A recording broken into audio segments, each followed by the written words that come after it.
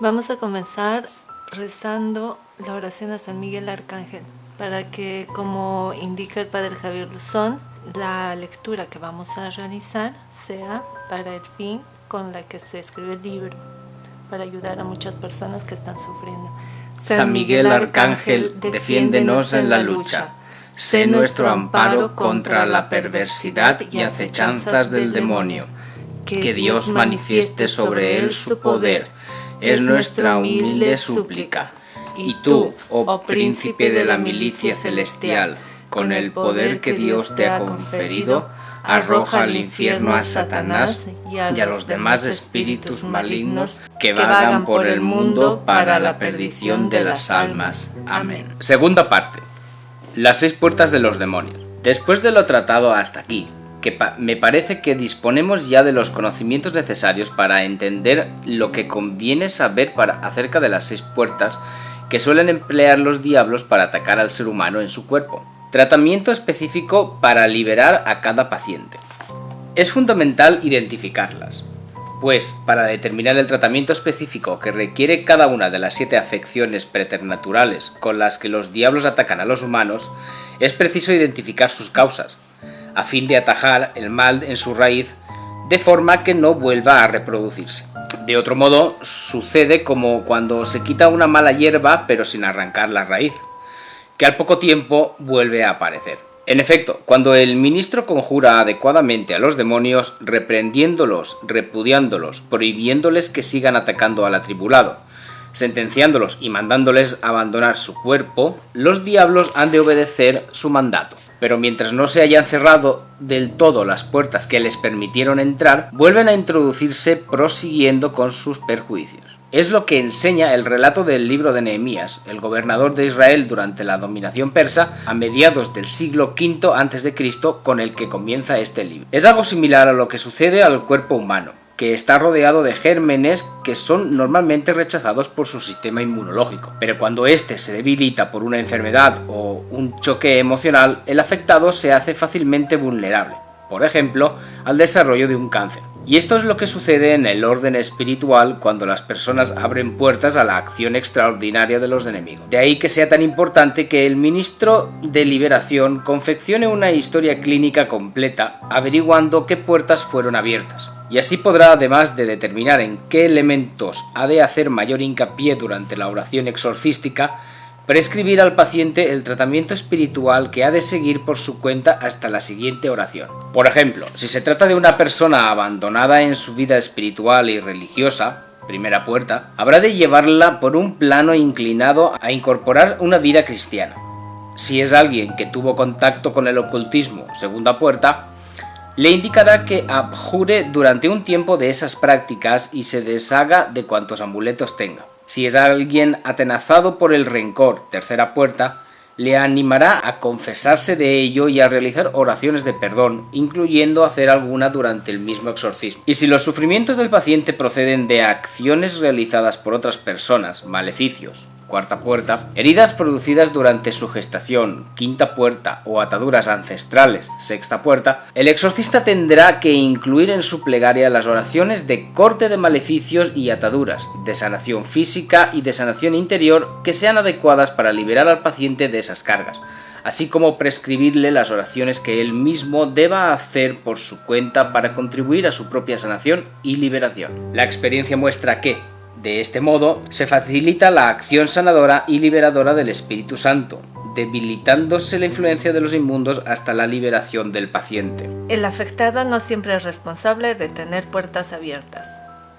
Vamos a agrupar estas 6 puertas en 2 bloques. Dependiendo de que el afectado sea responsable de algún modo o no lo sea, de que se haya abierto en él la puerta correspondiente. El pecado, el ocultismo y el rencor son las puertas que corresponden al primer apartado. En cambio, los afectados no son responsables de los problemas que les advienen a causa de maleficios, de heridas de seno materno o de herencias ancestrales. Esta división me parece pedagógica.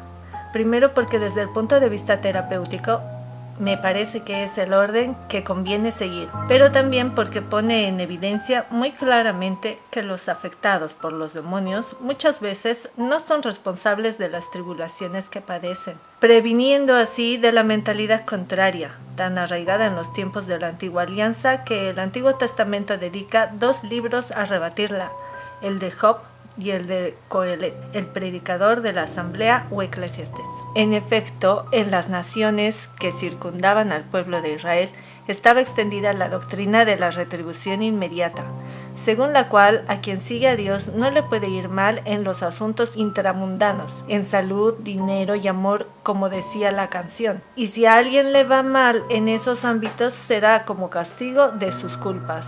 Una mentalidad que sigue muy arraigada en la actualidad y especialmente extendida en los ambientes de matriz calvinista, como explica Max Weber en La ética protestante y el espíritu del capitalismo. Entre los escritos sapienciales del pueblo de la Antigua Alianza están esos 2 que refutan esa creencia. No es cierta esa idea de que si se procura seguir la voluntad de Dios y vivir en su gracia, la persona no puede ser atacada. Un niño inocente o una persona santa pueden ser atacados preternaturalmente por los inmundos, pues el sufrimiento puede no ser consecuencia de una maldad cometida por quien lo padece.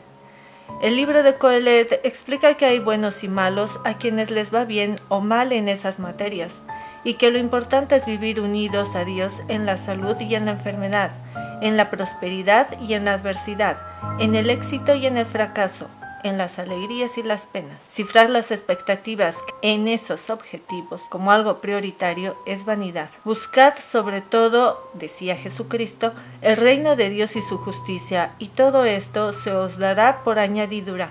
Mateo 6:33. Por su parte, el libro de Job, que sería como un remedio de la vida de Moisés, el hombre bueno que, habiendo sido adoptado por la hija del faraón, al poco de nacer, lo perdió todo por defender a su pueblo. Ha quedado como advertencia para siempre de la verdad de este acerto, pues como se aclara en los 2 primeros capítulos del libro de Job y luego se subraya en las réplicas de este ante las acusaciones de sus amigos y con la reprensión de Yahvé a los amigos de Job, Job 42, 7-9, que suponían que algo malo habría hecho para que le sucedieran tales desgracias. Job no había pecado contra Yahvé y ni siquiera se rebeló cuando le acaecieron todas esas desgracias.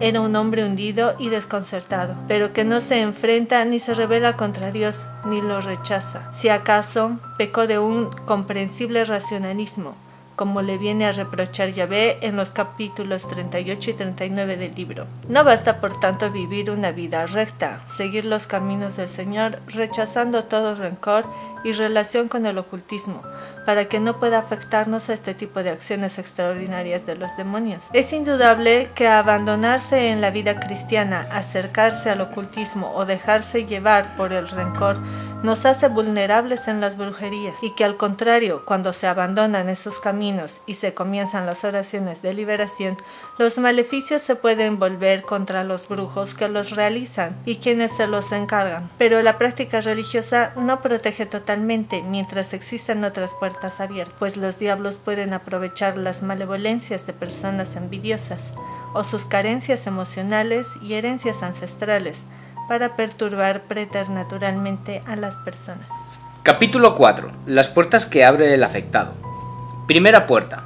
Vivir en pecado. Es frecuente encontrarse con personas que acuden al exorcista como si éste tuviera una varita mágica para librarlos de sus problemas sin tener que poner de su parte. Y hay que hacerles ver enseguida que lo primero que nos hace vulnerables a los ataques del inmundo es vivir alejados de la vida cristiana, y que sin una conversión seria no es posible la ansiada liberación. El primer paso de la liberación es apartarse de lo que desagrada a Dios, confesarse arrepentido e iniciarse en la vida sacramental. Dios no es Dios de muertos sino de vivos. Marcos 12:27. No quiere la enfermedad ni las desgracias humanas, pero nos ha creado libres para que podamos establecer una relación de amor con las personas divinas y con los demás seres personales, que es en lo que consiste la felicidad. Y por eso, cuando nos alejamos de Él, no nos castiga, pero no puede protegernos y permite que los inmundos, los demás seres humanos o nuestra propia naturaleza nos castiguen para que se nos abran los ojos y nos alejemos del mal. De ahí que todo proceso de liberación suponga una regeneración integral del atribulado. Mientras éste no crezca en aquellas facetas que tenga más dañadas, los enemigos contarán con puertas abiertas para volver, con asideros para no acabar de desprenderse de su cuerpo, empezando por todas las vinculaciones voluntarias que el paciente guarde con los inmundos a causa de sus pecados, pues estas, por ser espirituales, son más peligrosas en cuanto pertenecen al ámbito más personal del individuo. Derribar los ídolos.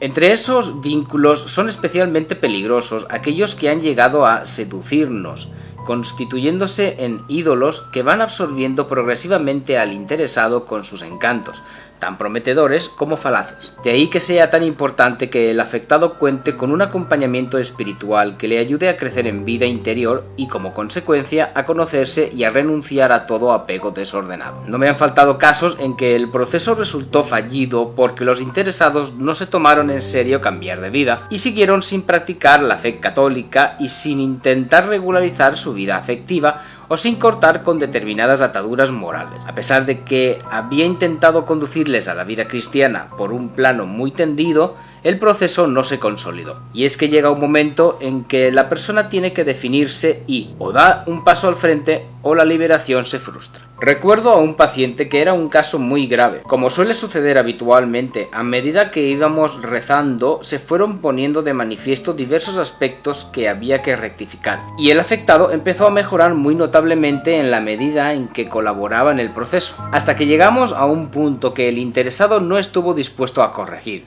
Y lamentablemente todo se bloqueó. Por el contrario, cuando el paciente es generoso con Dios, suceden cosas sorprendentes. No se me olvidará una persona que vino a verme para que la atendiera. A la semana siguiente me comentó que quería pedirme autorización para acudir a otro exorcista que, aunque no fuera el encargado de la vicaría diocesana a la que él pertenecía, era conocido suyo y pensaba que con él estaría mejor, pues no se había sentido cómodo conmigo. Como es lógico, le facilité inmediatamente el cambio, pues es fundamental en esta materia, como en todas las que conciernen a la liberación de las conciencias, respetar las preferencias del interesado, lo cual es una de las razones por las que conviene que en cada diócesis haya más de un exorcista, aparte de que así puedan repartirse el trabajo y relevarse cuando uno está ausente o impedido. Por distintas razones ajenas a su voluntad, tuvo que cambiar de exorcista varias veces más, y finalmente el atribulado errante tuvo que regresar a mí de nuevo después de haberme rechazado reiteradamente. Comenzamos las oraciones de tal suerte que a las pocas semanas percibí que ya no quedaba ningún demonio perturbando.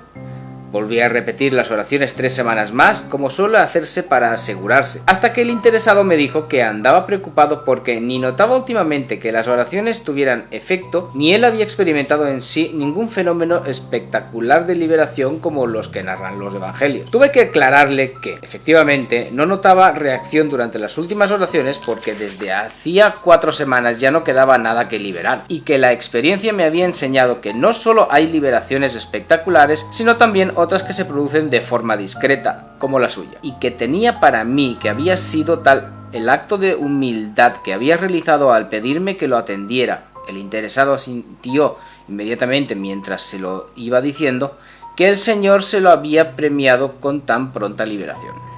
El ídolo del racionalismo. Quizá el ídolo más difícil de derribar sea el racionalismo. La racionalidad es un don de Dios, igual que la afectividad y demás dimensiones de la persona. Pero cuando en lugar de dar la prioridad a Dios, pretendemos ser cada uno el actor principal de nuestra vida, entonces todo se subvierte. El racionalismo es un modo de soberbia y vanidad espiritual que presenta muchas modalidades. A veces pretende abarcar la infinitud de Dios en nuestra limitada inteligencia, y se queja y revela ante lo que no entiende ni controla. Es lo que Dios reprochó a Job, explicándole que no habría sufrido tanto si se hubiera abandonado más en sus manos en los momentos de tribulación. Job 38 al 39. Otras veces el racionalismo conduce a esas actitudes voluntaristas que llevan a creernos los protagonistas de nuestra salvación.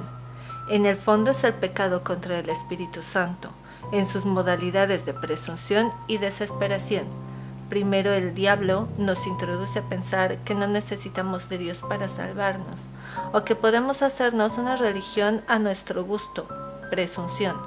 Y cuando comprobamos que eso no es posible, nos arroja a la fosa de la desesperación. Esta bipolaridad está muy presente en las teosofías orientales, que pretenden la felicidad como resultado de una mera ascesis personal, presunción, y ante el fracaso consiguiente acaban cifrándola en el nirvana, que es la anulación de todo deseo, un nihilismo que es una forma de desesperación, o en esos libros de autoayuda que, prescindiendo de Dios, proponen la felicidad como resultado de una autorrealización, un mero esfuerzo personal. Como todo error, poseen una parte de verdad que se presenta en forma de técnicas de relajación, de meditación, de autocontrol y otros semejantes. Pero el problema está en que tanto en el caso de las teosofías hinduistas, budistas, confucianistas y taoístas, como en la cultura de la autoayuda, esas técnicas aparentemente inocuas están contaminadas por un planteamiento de fondo voluntarista y nihilista que resulta venenoso. Nota al pie de página: frente a la ingenua idealización que en Occidente se ha hecho de las teosofías orientales y de prácticas como el yoga,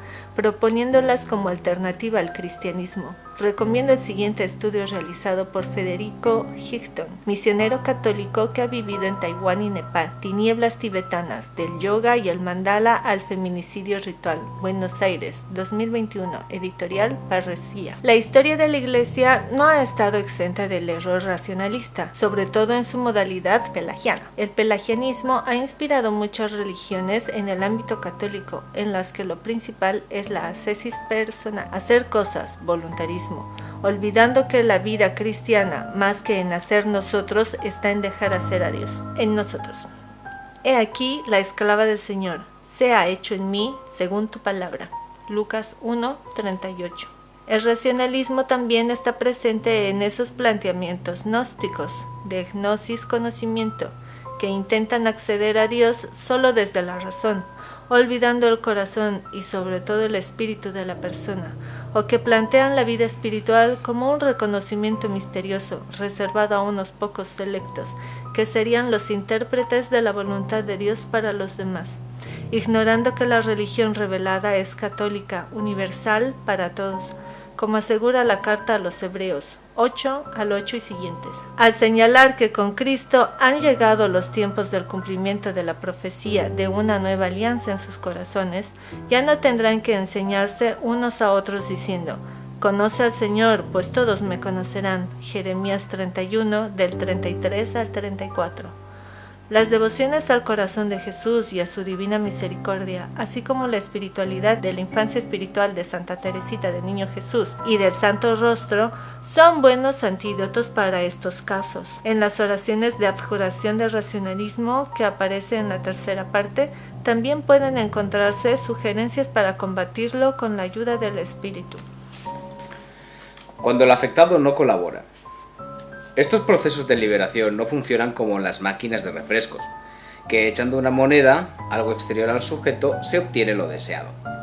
Si el afectado se opone a que se rece sobre él, o ha hecho un pacto con Satanás del que no se ha retractado, o mantiene una relación sexual ilícita, no cabe realizar por él oraciones de liberación en sentido estricto, pues, cuando el paciente es responsable de su afección, éstas no sirven a quien no quiere recibirlas. Cuestión distinta sería cuando el afectado está imposibilitado para prestar su consentimiento, por edad o enfermedad, pues en esos supuestos no se trataría de una oposición voluntaria, sino de una no culpable ausencia de voluntad. ¿Y se puede hacer algo cuando el afectado se opone a colaborar? Mucho. Ante todo, interceder perseverantemente por él, con confianza en Dios y con la humildad del que está abierto a aceptar que pueda tener parte de responsabilidad en el problema. Pues a veces la imprescindible conversión del atribulado se demora porque Dios está esperando que las personas de su entorno mejoren. Así lo he visto en varias ocasiones. Recuerdo el caso de unos padres cuyo hijo rechazaba la oración de liberación, que consiguieron llevarlo a un misionero laico con un marcado carisma de sanación. El desconcierto del matrimonio fue grande cuando el carismático les comentó que al interceder ante su hijo no había percibido nada maligno en él y que, en cambio, el espíritu había dirigido su atención sobre ellos. No entendían nada, pues en muchas ocasiones habían presenciado indudables manifestaciones diabólicas en su hijo. Por mi parte, había advertido que el afectado aprovechaba las desavenencias matrimoniales de sus padres para perturbar aún más a la familia. Así que tuve que explicarles que la percepción del misionero no excluía la existencia de afecciones maléficas en el chaval, sino que simplemente les había transmitido el paso que entendía que ellos tenían que dar en ese momento para ayudar a su hijo. También he presenciado la indudable mejoría de una persona totalmente cerrada a lo religioso, cuya familia intercedía por ella con un sacerdote. Y es que muchas veces un porcentaje importante de la animadversión a lo religioso no procede de la malicia de la voluntad del interesado, sino de otras perturbaciones emocionales que éste arrastra sin culpa propia. A este respecto quiero acabar este apartado relatando uno de los sucesos que más me han influido a la hora de no dar a nadie por perdido en relación a su salvación, y que se produjo durante el proceso de liberación de una familia en la que dos hermanos padecían una posesión que provenía de la consagración a Satanás que su difunta bisabuela, que había sido bruja, había hecho de sus descendientes. Uno de los hermanos se liberó enseguida, ante mi sorpresa. Al poco tiempo descubrí la causa, que era que el otro había ofrecido a Dios asumir la carga de su hermano y el Señor lo había aceptado. Pues bien, mientras orábamos con el aún poseído, cada vez que por mi parte hacía una oración de corte de ataduras ancestrales, solían producirse unas manifestaciones muy violentas de la bruja que estaba en el origen del maleficio, quien mostraba su furor durante el trance del poseído. Por eso, aunque me inclinaba a pensar que debía de tratarse de un alma condenada, al terminar cada exorcismo solía prescribir al interesado que prosiguiera con las oraciones de sanación del árbol genealógico. Hasta que un día, estando en trance el poseído, la bruja se manifestó a través de él, rompiendo a llorar y pidiendo perdón por el daño que había hecho a sus descendientes, en particular a mi paciente. Y a partir de ese momento fue como si se destrabara el proceso de liberación. Desde entonces he aprendido que la interioridad humana es como un iceberg y que, como solo Dios conoce lo que no se manifiesta, solo Él puede juzgar a las personas y saber si, más allá de las apariencias, en el fondo de su ser están o no abiertas a la conversión. Segunda puerta: la relación con el ocultismo. Si el abandono de la vida cristiana es una desprotección ante los ataques de los demonios, el contacto con el ocultismo en sus múltiples formas constituye ya una invocación expresa o implícita de los espíritus malignos, que puede crear fácilmente un vínculo maléfico, aunque sus efectos puedan dar la cara muchos años después. La enseñanza bíblica sobre la gravedad de estas formas de idolatría es constante desde la antigua alianza. Cuando entres a la tierra que va a darte el Señor, tu Dios, no aprendas a imitar las abominaciones de esas naciones. No haya entre los tuyos quien haga pasar a su hijo o su hija por el fuego, ni vaticinadores, ni astrólogos, ni agoreros, ni hechiceros, ni encantadores, ni espiritistas, ni adivinos, ni nigromantes, porque el que practica eso es abominable para el Señor. Y por estas abominaciones los va a desposeer el Señor tu Dios delante de ti. Deuteronomio 18, 9, 12. Estos modos de ocultismo, cuyas principales vertientes son la adivinación y la hechicería, son considerados en la Biblia como formas de adulterio espiritual, en cuanto alejan del Dios verdadero para adorar a falsos dioses. Crean vínculos o ataduras maléficas procedentes del contacto con el ocultismo, que son especialmente insidiosas. Mi experiencia exorcística me ha llevado a concluir que, cuando una persona tiene problemas insistentes con los demonios, casi siempre hay alguna raíz en el ocultismo. En tales casos, la liberación no se producirá mientras no se descubra esa raíz y se haya cortado con ella. Son raras las posesiones o las infestaciones de lugares que he atendido en las que el interesado o la interesada no haya hecho espiritismo, por ejemplo, mediante los juegos de la Ouija o de su versión más reciente, el Charlie, o mediante la presentación New Age del espiritismo como channeling o canalización con espíritus, maestros ascendidos o seres extraterrestres, o acudido o a divinos o curanderos. Igualmente he podido comprobar que cuando se realiza un maleficio, este no afecta al maldecido si no tiene puertas abiertas y que, Cuando las cierra, el hechizo se vuelve contra quien lo profiere. En una ocasión vinieron a verme unos padres que andaban preocupados porque en la habitación de su hijo con cierta frecuencia se montaba poco menos que un poltergeist. Habían intentado diversos remedios, pero nada. Lo primero que les preguntó es si su hijo hacía espiritismo y ellos dijeron que pensaban que no. Pero más tarde vinieron con el chaval, quien ante la sorpresa de ellos reconoció que llevaba 1 año y medio practicando la Ouija acompañado de un amigo. Una vez que se cerraron las puertas existentes, el fenómeno remitió y la paz volvió a la familia. En la mayoría de las afecciones malignas preternaturales, la vulnerabilidad del afectado procede sobre todo de haber realizado prácticas supersticiosas. Y por eso, después de revisar cómo se encuentra el paciente en vida cristiana, lo primero que hay que mirar son sus antecedentes idolátricos para que se dedique por un tiempo a abjurar de ellos de forma sistemática, por ejemplo con la oración que aparece al respecto al final de la tercera parte. Invocación implícita a los espíritus malignos. Para que la puerta se abra no es preciso que la práctica ocultista se haya realizado con intención de invocar a los diablos.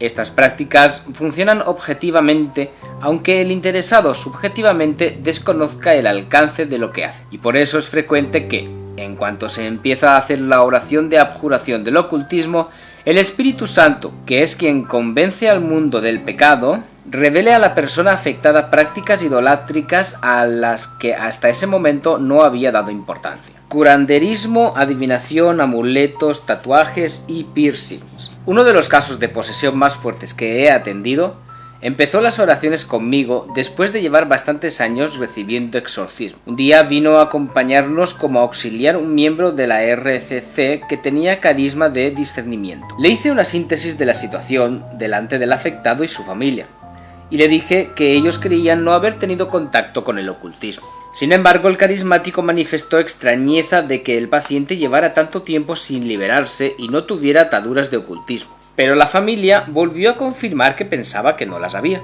con lo que resolvimos pedir al espíritu que en la oración mostrara lo que fuera conveniente. Al poco de empezar a rezar, uno de los presentes recordó haber sido llevado de pequeño a un curandero varias veces. Quien lo había hecho, que también estaba presente, quedó desconcertado porque no lo recordaba. Unos minutos más tarde, el poseído se dirigió a esa misma persona para decirle que a él también lo había llevado cuando se le manifestó la posesión. La persona responsable no era consciente de que aquello fuera una práctica idolátrica y nunca lo había relacionado con el problema que llevaban padeciendo durante tanto tiempo. Las prácticas ocultistas se han ido introduciendo en la vida de muchas personas sin que sean conscientes de la gravedad de las supersticiones. Y no digamos ya si se presentan con apariencia cristiana, como sucede en la santería. En muchos ambientes antes cristianos se han convertido en algo normal diversos modos de adivinación: tarot, I Ching, runas vikingas, cartas astrales, horóscopos, escritura automática, curanderismo por contacto, entre otros. Así como el uso de amuletos y talismanes como pirámides, tréboles, herraduras, velas de colores, barritas de incienso, cuarzos, mano de Fátima, ojo azul, máscaras funerarias, africanas y egipcias, elefantes, búhos, brujas, atrapasueños, llamadores de ángeles y muchos otros. Es preciso eliminar, después de haberlos exorcizado, todos esos amuletos, quemándolos o rompiéndolos y enterrando sus restos en lugar no habitado. De esta manera actuaron muchos de los convertidos a la fe en Éfeso, pero que todavía no se habían deshecho de sus escritos sobre brujería. En efecto, al ver el desastre que les había pasado a los 7 exorcistas judíos hijos de Esceva, judío de familia pontifical, bastantes de los que habían practicado la magia trajeron los libros y los quemaron delante de todos. Se calculó su valor y dio como resultado 50.000 monedas de plata. Hechos 19, 18 al 19.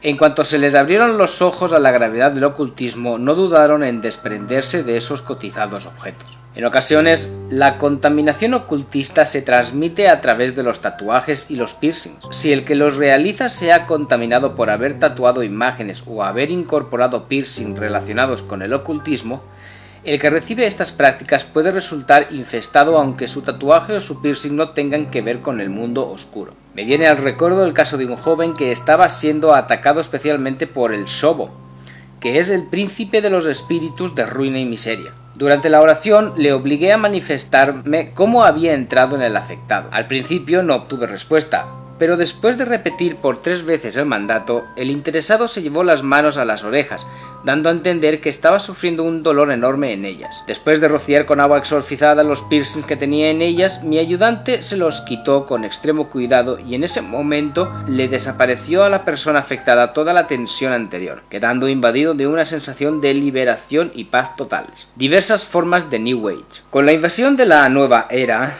que se propone destruir toda presencia cristiana, se han ido extendiendo subrepticiamente en Occidente los cultos paganos y las prácticas hinduistas y budistas que obedecen a unas teosofías paganas, panteístas, y que proponen la negación y hasta destrucción del yo como cauce para la felicidad, nihilismo, y que son incompatibles con la visión cristiana. Creencia en la reencarnación, invocación y canalización de energías, Reiki, métodos Silva de control mental, sofrología, viajes astrales, otras búsquedas de poderes parapsicológicos, yoga, eneagrama, imágenes de deidades budistas, hinduistas o de Buda, cienciología, pendulismo y otros muchos. El New Age es un movimiento pseudo-espiritual, mezcla de ocultismo esotérico, de matriz masónica y de misticismo pagano oriental, que tiene sus raíces inmediatas en la Sociedad Teosófica fundada en 1875.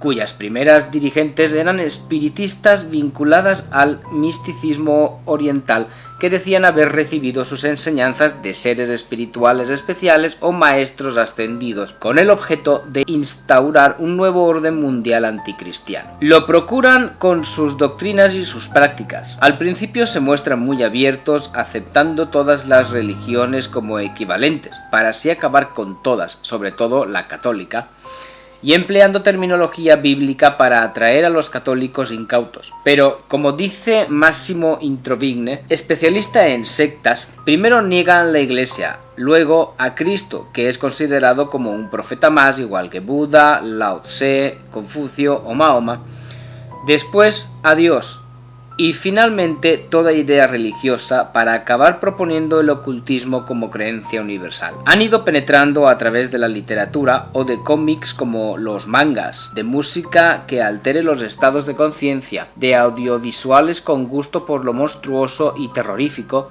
y de símbolos como el arco iris de 6 colores, como signo de culto a la naturaleza y conexión con Lucifer, gran espíritu universal, el símbolo hippie de la paz, sobre el que se han dado diversas interpretaciones inocuas, pero en el que otros ven la cruz invertida y partida en medio de un círculo, el pentáculo o pentagrama invertido, estrella de 5 puntas, la cruz gamada como señal de suerte, la S dividiendo el círculo, propia del yin-yang taoísta, como signo de conciliación del bien y el mal, y demás contrarios y muchos más. Y así, bajo la apariencia de inocuas propuestas de paz, solidaridad y liberación, y a veces con una máscara de pseudocientifismo, muchas personas se han ido contaminando con el ocultismo e incorporando a esa cultura donde no hay un dios personal sino una energía en la que todo es divino, panteísmo hinduista, y una misma cosa, monismo taoísta, que pone su centro en el hombre, subjetivismo,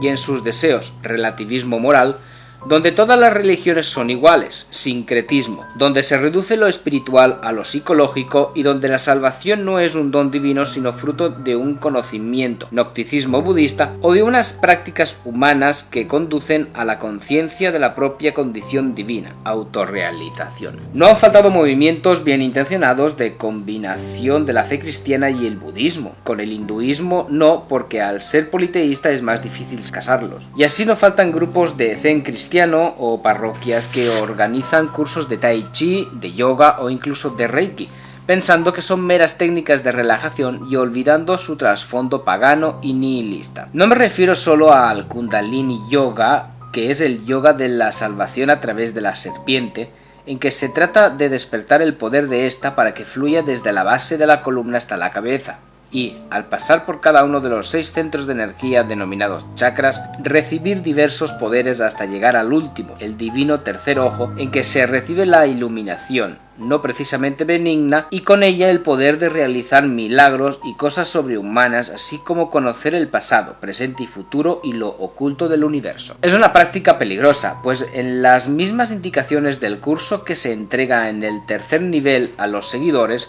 se advierte que si el fuego sube demasiado fácil o rápidamente a lo largo de la columna, el sujeto puede o bien ser poseído por otro espíritu o bien enloquecer. Pero las otras prácticas tampoco son inocuas, pues su matriz es incompatible con la fe católica, según señaló la Congregación para la Doctrina de la Fe en 1989. Recomiendo al respecto las entrevistas que unos norteamericanos hicieron a diversos yogis y que están publicadas en un vídeo de YouTube titulado Los dioses de la nueva era, así como innumerables testimonios que ahí se pueden encontrar, como el de Fray Joseph Marin Berlin, quien fue adepto a la meditación trascendental y hoy es prior en un monasterio, o el de terapeutas que estuvieron en el yoga y el reiki y ahora dan conferencias explicando sus peligros. Invocación expresa a los demonios. Pero no todos son invocaciones implícitas a los espíritus malignos. El siguiente paso en el ocultismo son las invocaciones expresas a los demonios, o bien con magias blancas y prácticas espiritistas, o bien con magia negra, invocaciones satanistas, misas negras, pactos de sangre o sin ella con Satanás, maldiciones, etc., que, en definitiva, confieren derechos a los demonios para intervenir de manera extraordinaria en la vida de los hombres. Recurso a la magia blanca. En ocasiones estas invocaciones se hacen para satisfacer ambiciones, resultando atrapados por los inmundos. Son diversas formas de lo que se denomina magia blanca porque no busca perjudicar a nadie, sino conseguir éxito o poder o el amor de un hombre o de una mujer. Y si estos hechizos no funcionan, recurren a viajes astrales para visitar a la persona deseada. El problema subsiguiente es que luego aquello solo funciona por un tiempo, pasado el cual los diablos suelen soltar al ensalzado para que se estrelle y se hunda. Como sucedió a una persona que, al cabo de un tiempo, de ese desdoblamiento de personalidad que suponen los viajes astrales, sufrió unos brotes psicóticos que el médico no acertaba a explicar. Y es que detrás del desprendimiento del propio cuerpo de estos viajes se oculta un intento de destrucción de la vida por parte de los malignos. Un día apareció un joven por el despacho parroquial que me explicó que necesitaba su partida de bautismo para pedir la apostasía en el obispado. Mientras le rellenaba el impreso, procuré interesarme por él por si necesitaba algún tipo de ayuda. Y este me aclaró que no detestaba la iglesia, pero se encontraba en un proceso de ruptura con todo vínculo institucional anterior: teléfono móvil, cuentas de correo electrónico, cuentas corrientes, club de fútbol, confesión religiosa y otros más. No sé por qué me vino a la cabeza que todo ello podía deberse a que estuviera realizando viajes astrales, y al responderme afirmativamente le dije que tuviera cuidado porque ese proceso nihilista hacia el amor perfecto que él me decía pretender a través de esos viajes acabaría exigiéndole la ruptura con su cuerpo mediante el suicidio. Y como vi que quedaba muy pensativo, le hice notar además que, si en algún momento decidía volver atrás, siempre encontraría todo el apoyo en esa iglesia que ahora estaba abandonando. Invocaciones con fines maléficos. Otras veces el objetivo de los conjuros es maléfico. La envidia, el rencor, los celos o el deseo de venganza a veces atrapan a las personas que, confundidas, acuden a brujos y magos que realizan todo tipo de maleficios hoy tan extendidos: vudús, trabajos, males de ojo, umbandas, macumbas, entierros, congelaciones y amarres, por mencionar los más usuales. Para estas hechicerías emplean diversas herramientas como las pociones, los hechizos, las drogas, los amuletos, varias formas de música, la magia, las maldiciones, los encantamientos y otros muchos. El problema es que estos hechizos no solo perjudican a las personas maldecidas, sino también a los que los encargan. Al tratar de la cuarta puerta, hablaremos de la liberación de los destinatarios de esas maldiciones. Pero ahora quería señalar que la liberación de los que encargan estas brujerías suele resultar mucho más complicada que la de quienes realizaron invocaciones solo implícitas o explícitas, pero sin ánimo de dañar a nadie. En este sentido, recuerdo a un chico que durante años acudió a videntes africanos para conseguir el favor de una mujer de la que estaba enamorado, y ha tenido que pasar varios años recibiendo oraciones de liberación para escapar de las vejaciones e influencias que como consecuencia ha padecido. Pactos con Satanás. Problema diferente es el de la liberación de las personas que se entregaron voluntariamente a Satanás mediante pactos explícitos. Estos convenios suelen sellarse plasmando la firma con la propia sangre o siendo bautizadas con sangre humana o animal durante prácticas de magia, misas negras u otros ritos satánicos. Una vez realizados estos ritos de iniciación pueden aparecer poderes especiales para obtener determinados éxitos o dañar a alguien, de conocimiento de lo oculto, de clarividencia, que son indicios del estado de sujeción a Satanás en que quedan los individuos que conocemos como magos o brujos. Pero también puede suceder que quien hizo el pacto quede poseído, si el enemigo ve que no va a servirle para su causa. El auténtico satanista no suele padecer posesión física porque ya pertenece a Satanás espiritualmente, quien en lugar de molestarlo, lo utiliza. Ahora bien, cuando ya no le sirve sino que puede perjudicar su tarea, el malo puede llegar a matarlo, como me sucedió con una mujer que anduvo años haciendo vudú a su nieto para fastidiar a su nuera. Cuento lo que me sucedió con ella. Persona mayor analfabeta que hablaba de los diablos con una llamativa precisión teológica. En un momento de la entrevista unté con agua bendita sin que ella pudiera advertirlo un llavero que estaba encima de la mesa que se encontraba entre ambos. 2 días después me llamaba el pariente que me había llevado a la casa de aquella mujer porque quería decirme 2 cosas. La primera, que N murió ayer. ¿Y de qué murió?, le interrumpí yo. De nada, de muerte natural, porque el médico ha dicho que estaba estupendamente. Y en segundo lugar quería preguntarle qué es lo de las llaves. ¿Qué llaves?, pregunté. Pues sí, cuando usted salió de la casa recordará que le dije que me esperara un momento en el coche porque quería saludarla después de muchos años sin verla y darle las gracias por haberle recibido. Y entonces ella me dijo: fulano, ese señor que me has traído no es un cura. ¿Cómo que no?, le dijo el pariente. ¿Qué va a ser si no? ¿Es que no le has visto la tirilla? No, replicó ella, ese señor no es un cura, es un exorcista. ¿Pero por qué dices eso, N? Por las llaves, respondió ella. ¿Qué llaves?, le preguntó asombrado su pariente. Yo sé lo que me digo. Y esas fueron sus últimas palabras. Poco después de morir la abuela, el nieto empezó a mejorar progresivamente. Cuestión distinta suele suceder cuando el mago o satanista quiere renunciar al demonio, abjurando del pacto realizado. En estos casos, los inmundos le atacan de todos los modos posibles para disuadirlo e intentar recuperarlo. Por eso, son liberaciones muy fastidiosas, aun en estos casos límite. Si el interesado se abre a una sincera conversión, abjura de sus idolatrías, recibe la absolución de la censura en que incurrió cuando hubo apostasía y se confiesa, enseguida experimenta la protección de Dios. Tercera puerta, el rencor. El rencor es la tercera puerta del enemigo, porque es muy maligno. Una actitud de negatividad global que mantiene en el corazón de la persona herida la agresividad que emana de la tristeza. El rencor es la especialidad de los diablos, palabra que en griego significa acusador, separador. Y es que el demonio es el que se atraviesa entre nosotros y Dios, los demás y el mundo, poniendo delante de nuestros ojos lo negativo, sea real o imaginario, para separarnos de ellos. El rencor es deleterio, porque es resentimiento, en cuanto que nos hace sentir de nuevo el dolor sufrido y lo mantiene vivo en nuestra alma, volviéndonos incapaces de superarlo. Con el rencor, las heridas no cicatrizan nunca, y por eso es tan tóxico. No solo en el orden espiritual, sino en el plano psicosomático, constituyendo muchas veces el hábitat adecuado para el desarrollo de tumores. Recuerdo a un paciente que podríamos decir que tenía el récord comunitario de exploraciones médicas por parte de los departamentos más dispares de nuestra sanidad pública. Donde quiera que acudiera ante la gravedad de sus síntomas, los especialistas le practicaban los estudios más exhaustivos posibles, pero siempre acababan desistiendo de hacer diagnóstico y lo derivaban a otro departamento, donde se repetía la misma historia. Cambiaba de hospital y lo mismo. Cuando el enfermo empezó a verme, se encontraba en una situación insostenible, sintiendo que se moría. Tenía una profunda herida de rechazo en sus orígenes y además había sido objeto de diversas malevolencias. Así que empezamos a trabajar el perdón en sus diversas dimensiones. Y gracias a Dios, hoy se puede decir que es una persona curada.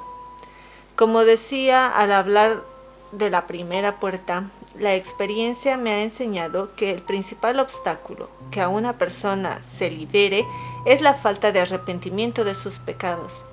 Pero hay otro más, resistirse a perdonar. Una persona puede haber cortado con el ocultismo, puede haber pedido la sanación de sus heridas afectivas desde la concepción o la liberación de sus ataduras ancestrales y de los maleficios recibidos. Pero si sigue aferrado a sus ídolos interiores, los afectos desordenados, o se resiste a perdonar, no avanzará en el camino de su liberación. Guardar rencor es de los peores negocios que podemos realizar, pues con él favorecemos que al agraviado material o emocional padecido se añada otro mucho peor, el de que se pervierta nuestro corazón, aunque solo fuera para no complacer al inicuo que nos ha ofendido, lo cual ya es una obra de caridad, siempre que se haga por detestar la injusticia y no facilitársela al que la comete. Ya valdría la pena no permitir que esos sentimientos anidasen en el alma. Curar el rencor es una labor de sanación interior que ha de acompañar siempre cualesquiera tareas de liberación o de sanación que el afectado esté realizando, pues sin ella todas las demás se bloquean. Toda persona necesita mucha sanación interior para poder establecer relaciones positivas, gratuitas y enriquecedoras, y el perdón es el cimiento de toda esa tarea. Al convertirnos de víctimas de la vida en personas libres capaces de amar, avanzar y ser felices. Perdonar es un acto de la voluntad. Esa curación se consigue con el perdón. Es muy importante tener presente que el perdón es un acto de nuestra voluntad, que con la ayuda de Dios escoge desechar la venganza, lo que implica dejar de acusar, juzgar, perseguir y castigar al agresor. En cambio, se le desea el inmenso bien de que se arrepiente y repare, y se le libera de toda animadversión por nuestra parte.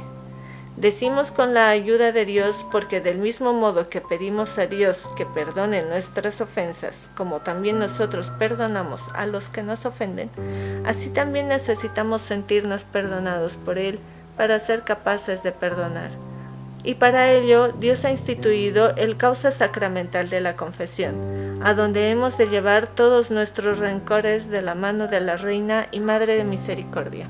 Por eso un acto de voluntad ayudada por la gracia de Dios no debe inquietarnos, que después de perdonar sigamos experimentando sentimientos negativos hacia quien nos ofendió mientras no los consintamos. Pues el perdón es un complejo camino que parte de la voluntad, pero que ha de ir avanzando en la mente, en el corazón, en los recuerdos y en el cuerpo, y eso lleva su tiempo, pues como afirma Jaime Balmes, cuán largo es el camino que va de la cabeza al corazón.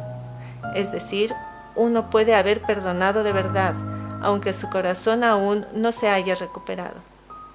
A diferencia de la reconciliación, que requiere además el arrepentimiento del ofensor, el perdón es un acto unilateral que hacemos ante Dios sin depender de aquel y que ni siquiera requiere ser expresado al agresor. Le ofrecemos a Dios nuestro perdón como plegaria y contribución para que Él arregle las cosas, y le mostramos nuestra disponibilidad a la reconciliación el día en que el agresor se haya convertido y haya expresado su arrepentimiento y reparado las consecuencias de sus ofensas.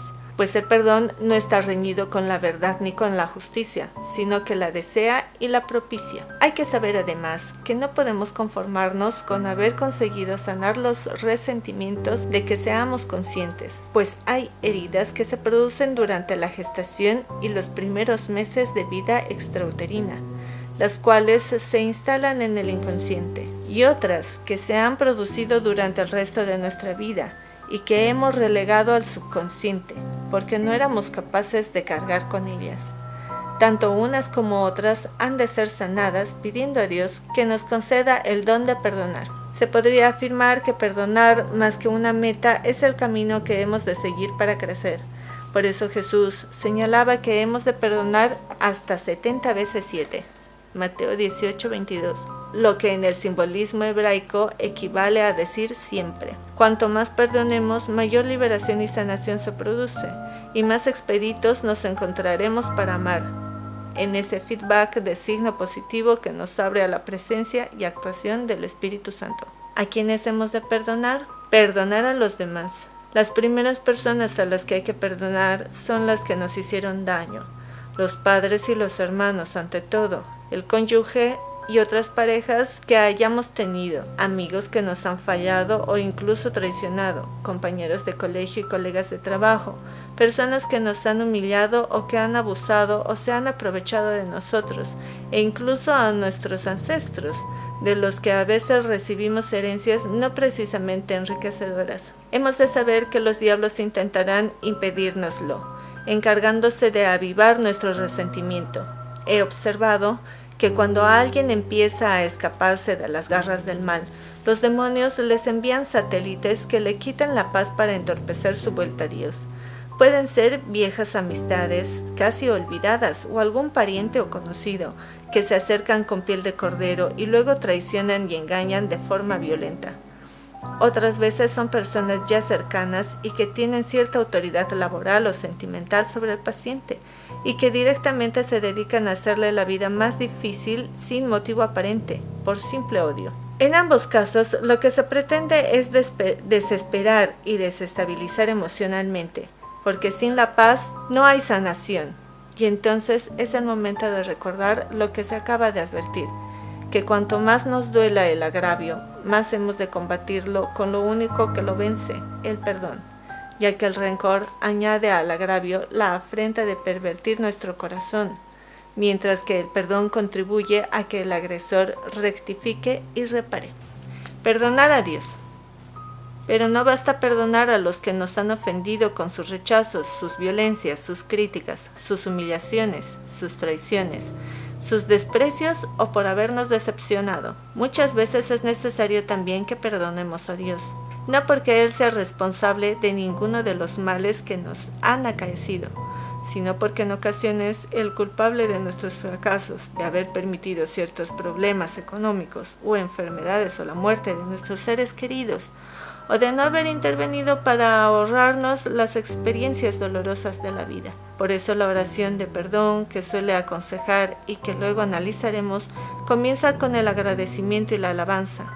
Y es que aunque nos parezca una blasfemia el solo hecho de planteárnoslo en el hondo de nuestra alma, a veces se esconde un fondo de racionalismo y de falta de aceptación e incluso queja ante las dificultades de la vida que nos llevan a una tristeza existencial, a una insatisfacción de fondo que nos impide ser agradecidos y alegres. De ahí que nada sea tan liberador como la alabanza a Dios, en cuanto forma de expresarle el perdón de forma positiva, por nuestros resentimientos, rechazos e incomprensiones ante el modo como ejerce su providencia, cuando hemos sufrido experiencias traumáticas de muertes, accidentes, catástrofes, violencias o humillaciones. Nota al pie de página.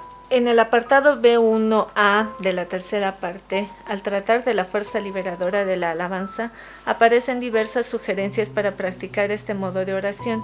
También puede consultar muy útil el rezo de las laudes de la liturgia de las horas. Entre los salmos recomiendo los siguientes de alabanza y acción de gracias: Salmos 8, 19, 28, 33, 48, 65, 66, 92, 95, 100, 103, 104, 105, 107, 111, 113, 116, 118, 124, 134, 136, 138 y 145, 150.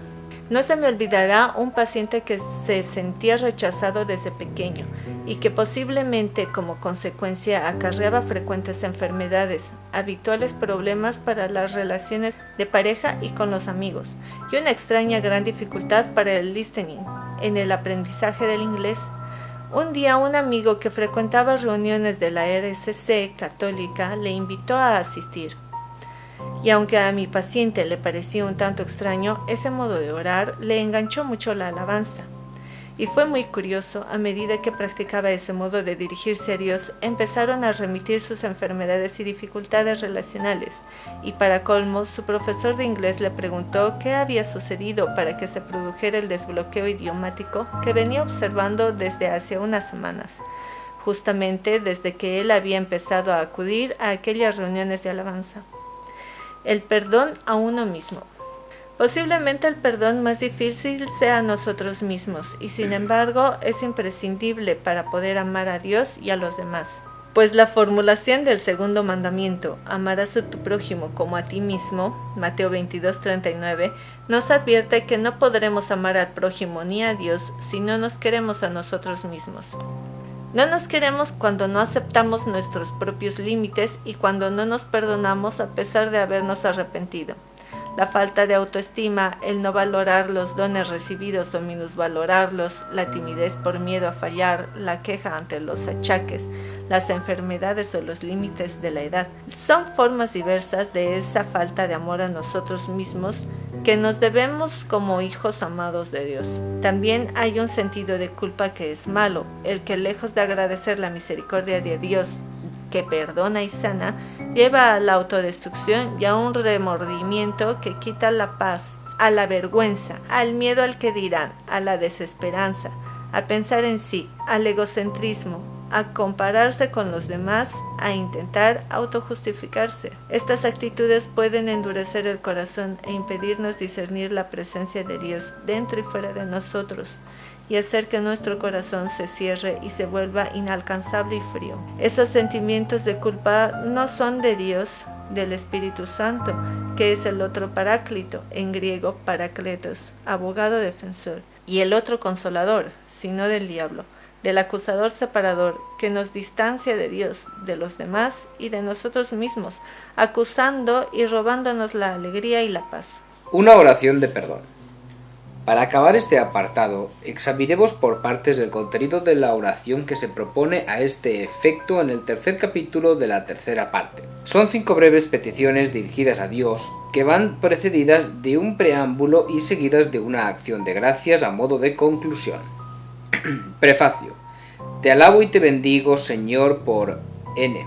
La alabanza a Dios es un presupuesto fundamental de toda oración, y en este caso supone un reconocimiento de que Él hizo muy buenas todas las cosas, ver Génesis 1:31, entre ellas a las personas que nos han ofendido, y de que Él no es responsable del mal que ésta nos hace y que nos proponemos perdonar.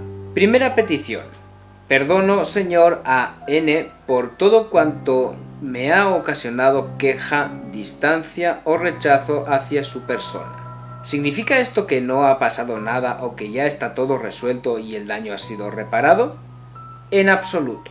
Lo que se está manifestando a Dios es que por nuestra parte escogemos que sea removido todo obstáculo para la reconciliación, y que lo hacemos porque estamos convencidos de que su omnipotencia es capaz de cambiar el corazón del agresor, para que ya no siga ofendiéndonos y se decida a reparar, y el nuestro, para que con el perdón se rompan las cuerdas que nos mantienen atados a las heridas recibidas y ya no nos afecten las ofensas que nos haya hecho o aún pueda hacernos.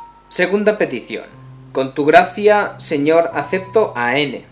Lo bendigo y declaro libre e inocente de toda deuda conmigo. Aceptar al agresor significa que reconocemos que tiene una parte buena que le puede hacer rectificar y que confiamos en el poder de Dios para conseguirlo. Y declararlo libre e inocente no significa que pensemos que ya ha hecho lo necesario para la reconciliación, sino que creemos que Dios es tan grande que es capaz de hacer que llegue a ser inocente, y que por eso así se lo pedimos, mientras ponemos de nuestra parte la liberación del agresor de toda animadversión nuestra. Tercera petición. Dale a N, Señor, la gracia eficaz para que me perdone por todos los motivos de rechazo o de queja que haya encontrado en mí. Cuando perdonamos, pasamos a desear el bien al agresor, empezando por pedir a Dios que le conceda el bien de que deje de mirarnos torvamente. Y nos planteamos si no habrá algo negativo en nosotros que haya ocasionado la animadversión del agresor, para en tal caso rectificarlo. Cuarta petición. Perdóname, Señor, por cuanto en mí no ha sido hacia esa persona según tu amor, y ayúdame a perdonarme a mí mismo por todo ello. Aquí damos un paso más en cuanto aceptamos que por nuestra parte podemos no haber tenido la actitud correcta ante esas ofensas, por lo que le pedimos perdón, así como ayuda para superar el correspondiente sentimiento de culpa. Quinta petición.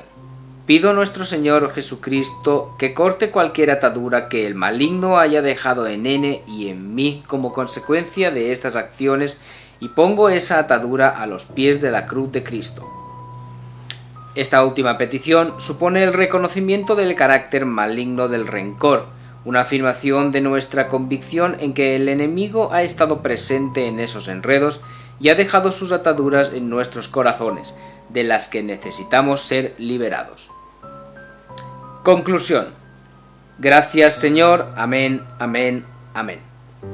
Además de un agradecimiento, ese gracias comporta un acto de fe en que el Señor ha escuchado nuestra plegaria, que se suma al triple amén con que le suplicamos que así sea.